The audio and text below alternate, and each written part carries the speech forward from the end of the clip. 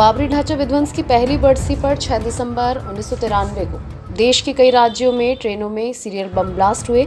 इन धमाकों का मास्टरमाइंड आतंकी अब्दुल करीम टुंडा को बताया गया। ब्लास्ट के बाद से ही करीम टुंडा फरार था और आतंकी घटनाओं को अंजाम देने में लगा हुआ था।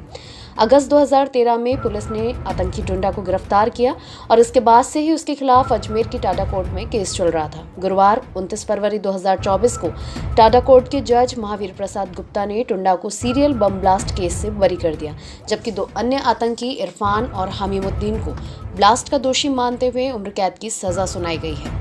6 दिसंबर 1993 को राजस्थान के कोटा, उत्तर प्रदेश के लखनऊ, कानपुर के अलावा हैदराबाद, सूरत और मुंबई में ट्रेनों में सीरियल बम ब्लास्ट हुए थे।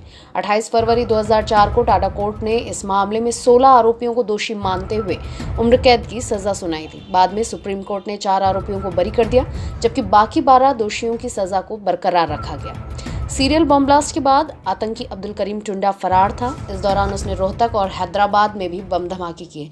इसके अलावा देश में हुई कई अन्य आतंकी घटनाओं में भी ये शामिल रहा। शातिर आरोपी करीम टुंडा कई साल तक पुलिस और सुरक्षा एजेंसियों को चकमा देता रहा, लेकिन अगस्त 2013 में उसे नेपाल बॉर्डर से गिरफ्तार कर लिया गया। आतंकी टुंडा पर सीरियल बम ब्लास्ट केस का मास्टरमाइंड होने का भी आरोप था।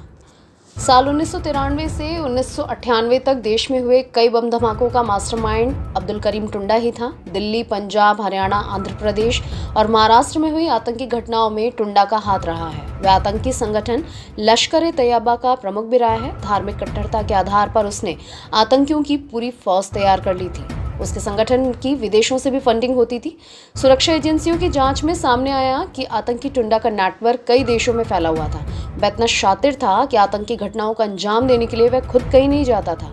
इसी कारण से जांच एजेंसियों को उसके खिलाफ पर्याप्त सबूत मिलते। टुंडा ने 1997 में रोहतक में 2 जगह बम ब्लास्ट कराए थे, जबकि 1998 में हैदराबाद बम ब्लास्ट की प्लानिंग भी इसी ने ही की थी। हालांकि सबूत और गवाह नहीं होने की वजह से वह कोर्ट से बरी हो गया था। देश में 40 बम धमाकों में अब्दुल करीम टुंडा का हाथ बताया जा रहा है। इसके खिलाफ अलग अलग राज्यों में 33 से ज्यादा केस दर्ज हैं। करीब 21 साल पहले अब्दुल करीम टुंडा बांग्लादेश में बम बनाने की ट्रेनिंग दे रहा था और इस दौरान धमाके में उसका बायां हाथ उड़ गया था। एक हाथ गंवाने के कारण उसके नाम के साथ टुंडा जुड़ गया। आतंकी टुंडा पर टिफिन बम से राजधानी एक्सप्रेस में धमाका करने का भी आरोप है। इस मामले में सुनवाई भी अजमेर की टाडा कोर्ट में चल रही है। अब्दुल करीम टुंडा का जन्म 1943 में पुरानी दिल्ली के छत्तालाल मियां के यहाँ हुआ था। उसके पिता लोहे की ढलाई का काम करते थे। टुंडा की संदिग्ध गतिविधियों में देखकर उसके पिता पुरानी दिल्ली छोड़कर गाजियाबाद जिले के पिलखुआ में बस गए।